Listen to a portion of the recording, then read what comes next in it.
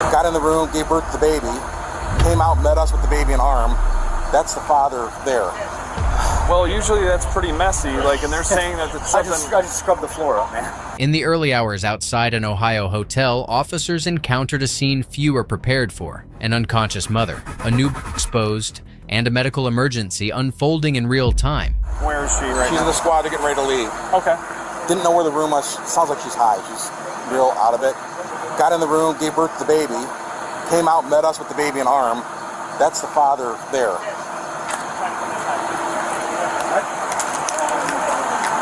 What you need? They said they gave birth to here. Right here, man. The nurse trying to follow her right up to St. John. She wanted to go to Metro, but there's a nurse on scene that met me over under a tree in between the driveway between Shinto and here. There's a pair of scissors laying on the ground. I picked up the placenta from over there. Weird. So, where did she give birth? She wanted to go to Metro, so I was getting myself together. Come on out with me. Sure, no problem. She's stable and everything in the crib. Yeah, there was concern about it. Hey, what's your name? What's that? What's your name? Brian Johnson. Is this your room? Yeah. Brian Johnson, do you have any ID on you? No, I don't. No, I don't. No? No. Do you have I'm in shock, dude. I just watched the kid give birth. Well, usually that's pretty messy, and they're saying that it's something... I just scrubbed the floor up, man. They're saying something happened over there? I don't know where she went. Scissors? Okay. Scissors, I have no idea. It was scissors. I just scrubbed the floor down, and I was going to follow her up to wherever she was going. Do me a favor, for my safety and yours, you mind if I check you for... Absolutely. Go ahead.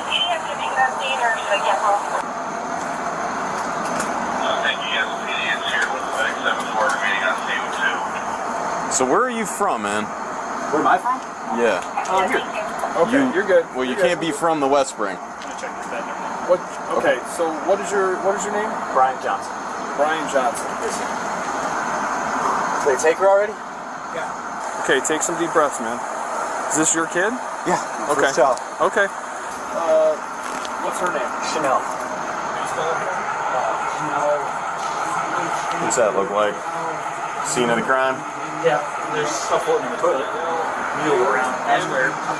What is it? Brown square object floating in the toilet. Yeah. Well, that looks like maybe. Yeah. There was nothing on the grass over there. Where 682. Maybe she walked all the way over to that driveway between Shinto. There's a pair of scissors laying on the ground where a nurse cut the cord. We're just staying here right now. Where do you normally stay at? We're living on the east side. East side? Do you have a car here? What's that? Did you get vehicle? Yeah. No. I was going to get her to the hospital. Okay. All right. So it just came early? What's that? Came super early. Okay. When would she do? I believe in next week. Next week? Yeah. Okay. Just give me a minute. Congratulations. Thank you. I just want to go see her, man. Yeah. You don't know anything about you said she went somewhere? No, she came out here, get some fresh air or whatever. I cleaned the floor up with the rags and whatever, and here we are. Okay. All right. You said that there was something... Yeah, so the driveway from Shinto over there, that nurse from O'Neill Healthcare, so she was walking her dog, she heard the baby crying, and she saw the baby laying in the grass by a tree over there, face down, crying, and then she investigated. Like I said, she came out here to get fresh air. Where was she? Mom wasn't... So the baby was laying on its own? Unfortunately, without her trying to get her to go see. Do you know where she is? Ambulating. The nurse? Yeah. I don't know where she was.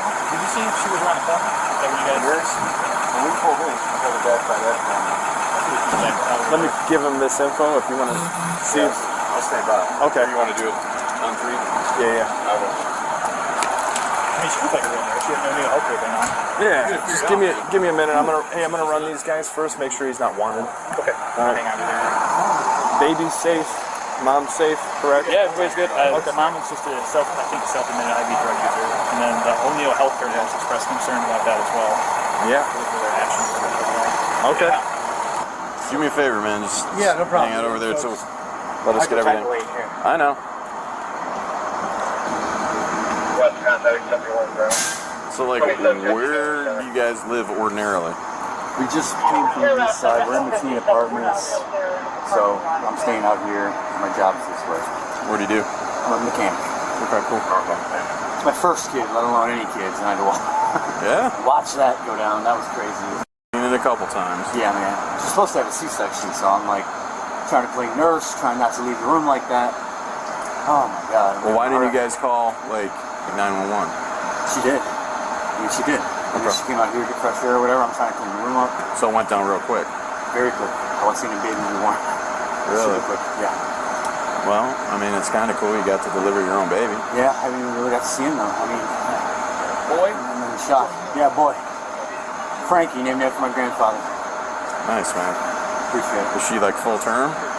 She's a little early, like I said, so that's why we weren't so pushing the issue. But again, I don't know anything about kids. It's my first one. I'm going to be 36 years old. So, Yeah.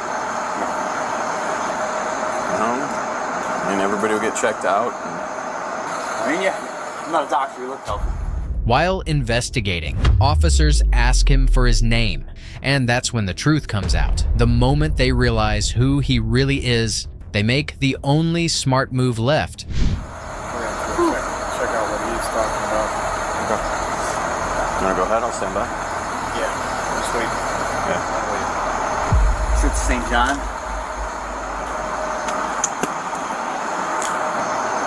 First kid, man. Hell of a way to have one. Hell of a way to have one. Jesus Christ. She's in pain all day. Stubborn. She's stubborn. Were you telling her that you guys should go get checked? Yeah. Yeah. Obviously. Yeah. I didn't want to deliver a child. She had to have a C-section. I'm going to go to my car. Who told her that? The doctors at Metro weeks ago. Really? Yeah. So she's older. She's 42. Okay. You know, I mean, she's got multiple kids. I'm only 35. My first child. Okay, so what's your name? Right now? It's John Branch. I'm just trying to see my son. That's my first child. Okay, go ahead and turn around, put your hands behind your back. Like you're praying. What's that? Like you're praying. How's that? My wallet's in there. My phone's in there. 784, just to confirm you said John Branch. Okay, we got him in custody. So come have a seat in my car, okay?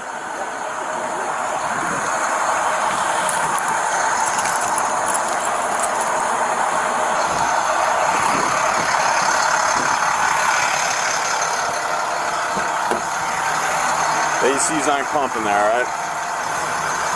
Sit tight, let us try to get this figured out, alright? Yeah, I got my wallet and my phone is in there, man. There's like $120 in my wallet. Anything else you need to know about? And my cell phone. Are there any on you? No. No. You'll get a felony charge if you bring. I have nothing on me. Okay. Just my wallet is $120 cash. And I have my iPhone. Where's that at? He might be in the bathroom.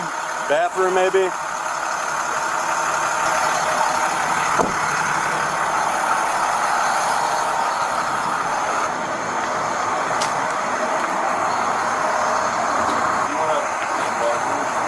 What's that? The wallet?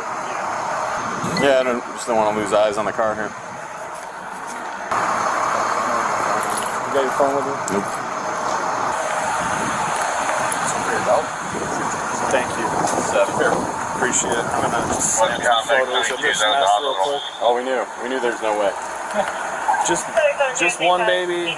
All One good. baby, she was pregnant with one. This is her fourth. Fourth? Okay. Hey Dan, confirm her information, because this. I mean, what he's saying. If we find this witness, this could be child. Like, she doesn't need this. Confirm it with the dude? Confirm it with her. Like, he already gave me her info. Chanel, something or other. Mueller. That's what. That's. So the witness was walking her dog and saw her out back here. But we just don't know if she was there with the baby or if it was No, she said she just saw her holding the baby. Oh, she had the baby with her. Yeah. not what she told me. It was down. Oh, was it? But that Okay. doesn't mean she Yeah. wasn't with her. With it, yeah. If she's not with a newborn baby, then that's a problem. Yeah. Right? I'll see if she's walking on the river.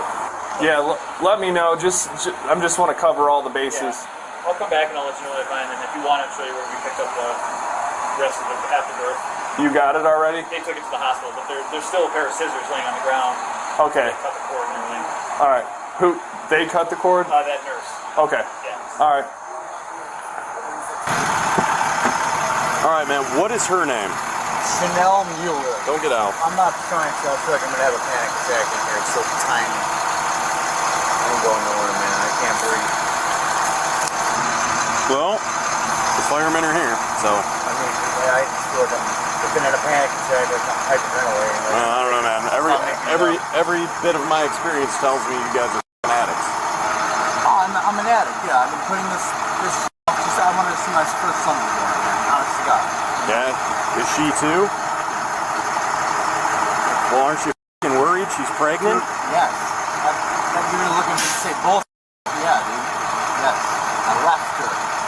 She wouldn't stop me. I come back. I came back to try to get her up. Dude, it's his Phone? I don't see the phone. on the first bed closest to the door under the sheets. It should be plugged in, or it's in my book bag.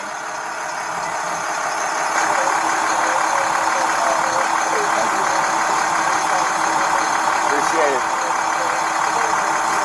Let me close this, man. I'll roll the window down. I'm gonna get in the driver's seat.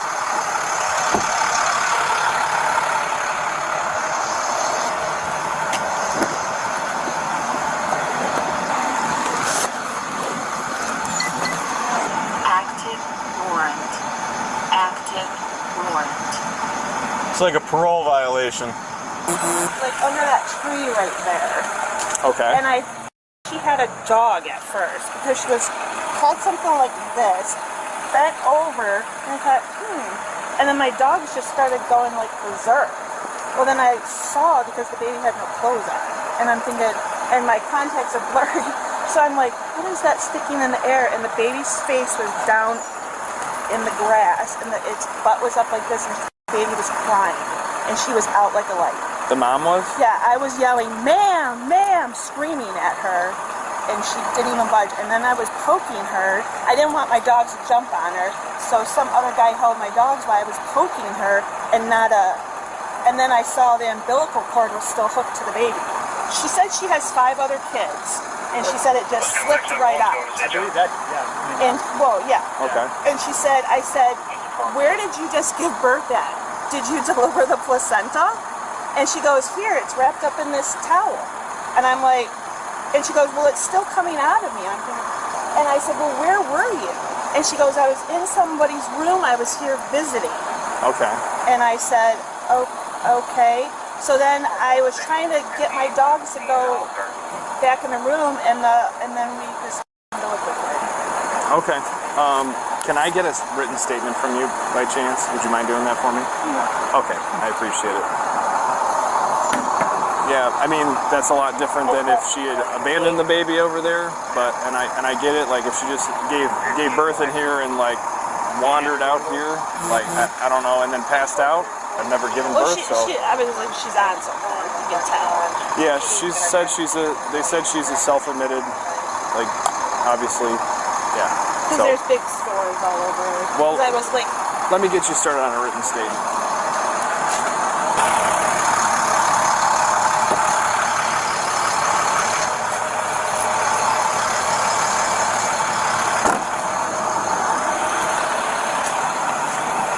Ma'am, if you wouldn't mind, I'll let you could use the hood here. I have my pen.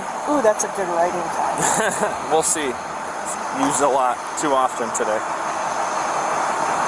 So were the scissors that you... They're over there because the guy at the front desk went to touch them, and I said, don't touch them because I don't know what she has. Okay. All right. But they are over there. I said, don't touch them without any gloves. Yeah. All right, I'll go collect those real quick. You know exactly where they are? All right, let me grab a bag.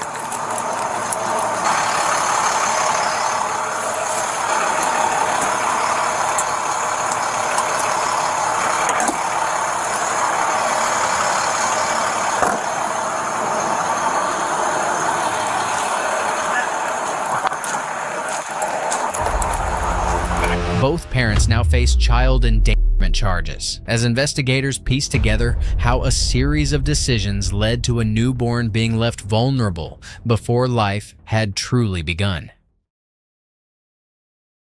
What makes this case legally unusual is how quickly it collapses into a pure question of duty and risk. In a typical child endangerment investigation, officers arrive after the fact. They're reconstructing a timeline. Who was supposed to be watching the child, what happened first, what happened next, and whether the danger was foreseeable. They're separating bad judgment from criminal negligence. Here, the timeline is measured in minutes. A newborn is discovered outdoors in the grass, and the mother's found unconscious nearby. There isn't a long history to interpret. There's a scene with immediate, objectively dangerous conditions. And in law, When the facts are this concrete, discretion shrinks. Once police and paramedics confirm that the infant is a newborn, still in the immediate aftermath of birth, the legal system switches categories. This is no longer parenting choices under stress. This is a welfare emergency involving the most legally protected class of victim, a newborn with no capacity for self-preservation. A newborn cannot crawl away from danger. It cannot regulate body temperature. It cannot clear its airway reliably. It cannot do anything except exist. That means the legal duty of care is absolute. The standard isn't, did you mean harm? It becomes, was the child placed in a situation where serious harm was a foreseeable outcome? And here's why the phrase foreseeable outcome matters. Criminal endangerment statutes are often misunderstood as laws that punish people only when a child is actually injured. That's not the point. The point is risk.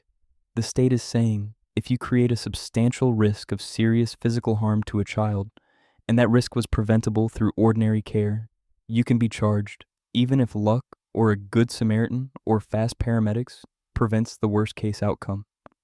The law is built for exactly these scenarios, because waiting for a child to be harmed before acting defeats the purpose of child protection. So when viewers hear that the child was found in the grass, the legal brain immediately asks, what were the hazards? The hazards are not abstract. They are immediate and physical. Exposure is one. Newborns lose heat rapidly, especially if they're not dried, wrapped, and in a controlled environment. Airway risk is another. If a newborn is positioned poorly, face down, head turned into grass, fluid present, breathing becomes compromised quickly. Infection risk is another. The newborn's body is not designed to be placed on the ground outdoors moments after birth. The environmental risk profile is not comparable to a toddler wandering outside. It's exponentially worse. There's also a procedural point that is important for understanding why charges can come fast in a case like this. Officers on scene don't need to prove intent the way a movie trial makes it seem. They don't need a confession that someone wanted to abandon the baby. Endangerment statutes often operate on negligence or recklessness standards. Did the caregiver's conduct create a substantial risk? And would a reasonable person recognize that risk? In this context, the reasonable person standard is brutal. Any reasonable person knows a newborn can't be left outdoors. Any reasonable person knows unconsciousness equals incapacity. Any reasonable person knows that if you are in a state where you might lose consciousness, you must ensure the newborn is safe, supervised, or medical help is present. That's why these cases often become about decisions made before the crisis, not just the crisis itself. Now, a key question investigators will focus on is causation. Why was the mother unconscious? The law draws a line between an unavoidable medical emergency and a preventable incapacitation. If someone suffers a sudden, unforeseeable medical event, complications, hemorrhage, seizure, that can reduce criminal culpability because the incapacity wasn't voluntarily created. But if the unconscious state is connected to intoxication, drug use, or reckless conduct, the law becomes less sympathetic, not because the law is cruel, but because voluntary impairment changes foreseeability. If you choose conduct that risks knocking you out, you're also choosing the downstream risk to whoever depends on you, especially a newborn. This is also where a second adult's involvement becomes legally relevant. Many people assume that because a mother gave birth, all responsibility attaches solely to her. That's not how child endangerment works. If there is a second parent, partner, or caregiver who is present, aware, or had the ability to intervene, responsibility can extend outward. Prosecutors ask, who knew what was happening? Who had a chance to get help sooner? Who had custody, supervision, or control of the situation? Child endangerment can apply to anyone with a duty of care who fails to act when action is required. And the reason both parents can be charged in some cases is that the law sees child safety as a shared duty when both have the ability to protect. One of the most telling parts of cases like this is what the suspect thinks the police are doing versus what the police are actually doing. A common dynamic, especially in body cam cases that go viral, is that the suspect believes they are in a negotiation phase. They think, if I explain the context, if I justify how chaotic it was, if I describe how I felt, The officer will treat it as a misunderstanding, but the officer's phase is different. Once a child is found in a situation of high immediate risk, the officer isn't primarily mediating. They are stabilizing the scene, documenting objective conditions, and preserving evidence for a case that may already be forming. The room for narrative control shrinks quickly when the victim is a newborn. That's why the most important evidence in these cases often isn't what anyone says, it's what the scene shows. Location, condition, weather, distance from shelter, presence or absence of supplies, any witness observations, timestamps, calls for service, medical findings. The law loves objective facts, because objective facts don't argue back. If the newborn is found outside, exposed, and in danger, the state can build a substantial portion of its case without relying on a single confession. That's the first major lesson here. When physical reality is this extreme, the story becomes less about persuasion and more about documentation. And that leads to another procedural point. In many modern cases, probable cause is constructed quickly because the evidence is layered. A Good Samaritan statement, paramedic observations, police body cam, and hospital documentation all form a single narrative with corroboration. This is what separates a he said, she said call from a we have an objective hazard case. The legal system is designed to act decisively when there's a vulnerable victim and the risk is undeniable. So the question isn't simply what happened. The legal question is, what was the duty of care? What was the risk? Was the risk preventable? And who had the ability to prevent it? Once you frame it that way, you can see why the system treats this differently from other incidents. This isn't about whether someone is a good person or a bad person. It's about the threshold for criminal liability when the victim is a newborn and the circumstances involve an obvious, immediate threat to survival. Marcia Part 2, 3, middle plus, end combined. Once the immediate medical emergency is stabilized, the legal system moves into a different mode. This shift often feels abrupt to the people involved, but it follows a predictable pattern. In the first minutes, everything's about survival. Paramedics focus on the newborn, officers secure the scene, and information is gathered quickly. Almost simultaneously, however, the legal evaluation begins. Evidence is preserved, timelines are established, and responsibility is assessed in real time. By the point the child is transported for medical care, the question is no longer simply whether the newborn survived, but how a situation this dangerous was allowed to exist in the first place. This is where the concept of duty of care becomes central. The law imposes an unusually strict duty on anyone responsible for a newborn. That duty is not flexible, and it does not bend based on stress, fear, or chaos. It exists precisely because newborns are uniquely vulnerable. Prosecutors do not ask whether the caregiver loved the child or intended to raise them. They ask whether the caregiver failed to meet the minimum standard required to keep the child safe. And in situations like this, the minimum standard is starkly simple. A newborn cannot be left exposed, unattended, or dependent on chance. Many defendants attempt to frame incidents like this as tragic accidents layered on top of a medical emergency. The argument often sounds reasonable on the surface. Everything happened too fast, there was no time to think, and no one could have anticipated how dangerous it would become. But the law does not evaluate only the final moments, it widens the frame. Prosecutors look backward and ask what decisions were made before the crisis. Were there warning signs? Was help available? Was there impairment before the loss of consciousness? Were there opportunities to seek medical assistance earlier? When the sequence shows accumulating risk rather than a sudden, unavoidable event, the accident narrative begins to collapse. This is where impairment becomes legally decisive. The law draws a sharp distinction between sudden illness and voluntary incapacitation. If a caregiver loses consciousness due to an unforeseeable medical complication, that can mitigate criminal responsibility. But if the unconscious state is connected to substance use or reckless behavior, the legal analysis shifts dramatically. Voluntary impairment changes foreseeability. A person who chooses conduct that risks loss of consciousness is also choosing to accept the downstream risk to anyone who depends on them. When that dependent is a newborn, the legal consequences are severe. Another point that often surprises people is how little weight is given to explanations offered after the fact. Many assume that if they can describe their intentions or emotional state, the law will treat the situation differently. In child endangerment cases, that assumption is usually wrong. The elements of the offense are largely objective. The child was in danger. The caregiver had a duty. The danger was foreseeable. The danger was preventable. Once those elements are satisfied, narrative explanations become legally secondary. The justice system is not evaluating character or emotions. It is evaluating conduct and risk. The intervention of a Good Samaritan reinforces this analysis in a powerful way. While bystanders do not create criminal liability, their actions highlight the immediacy of the danger. When a neutral third party recognizes the risk and acts to prevent harm, it underscores how obvious that risk was. In court, prosecutors often rely on this contrast. If a stranger recognized the emergency instantly, why did the responsible caregivers not act sooner? That question is difficult to answer in a way that favors the defense.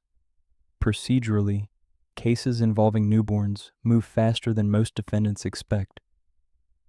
Child Protective Services are notified immediately. Medical evaluations produce records that are difficult to dispute. Toxicology reports, hospital observations, and environmental conditions are documented by professionals whose testimony carries substantial weight. This creates a factual record that forms quickly and leaves little room for reinterpretation later. By the time charges are filed, the case is often already structurally complete. A common misunderstanding in these cases is the belief that criminal charges require proof of abandonment in the emotional sense, as though the law must show an intent to discard the child. That is not the standard. Child endangerment is about exposure to risk, not intent to abandon. A caregiver can fully intend to keep their child and still be criminally liable if their actions place that child in danger. Love is not a legal defense. Responsibility is. This is also the stage where shared responsibility becomes unavoidable. If another adult was present, aware of the pregnancy, or capable of intervening, prosecutors examine why that intervention did not occur. Inaction can be as legally significant as action. Child endangerment statutes recognize that failing to stop a dangerous situation, when you have the ability and duty to do so, can constitute criminal negligence. This is why multiple people can face charges arising from a single incident. As the investigation matures, prosecutors identify what is often called the point of no return. This is the moment where a safer alternative was clearly available, but not taken. It might be the failure to seek medical help earlier, the choice of an unsafe location, or the decision to continue behavior that increased the risk of incapacitation. Once that moment is identified, the legal narrative hardens. The case stops being about chaos and becomes about choice. This is not driven by outrage. It is driven by precedent. Courts have long recognized that newborns require the highest level of protection because the consequences of neglect are immediate and irreversible. A toddler might survive neglect for hours. A newborn may not survive minutes. That reality is embedded in both statutes and prosecutorial practice. For defendants, this process can feel profoundly disorienting.